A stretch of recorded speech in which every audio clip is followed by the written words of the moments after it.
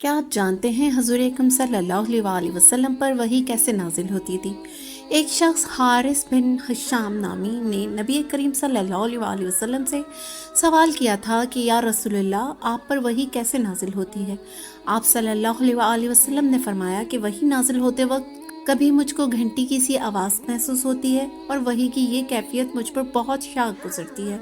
جب یہ کیفیت ختم ہوتی ہے تو میرے دل و دماغ پر اس فرشتے کے ذریعے نازل شدہ وحی محفوظ ہو جاتی ہے، اور کسی وقت ایسا ہوتا ہے کہ فرشتہ بشکل انسان میرے پاس آتا ہے اور مجھ سے کلام کرتا ہے،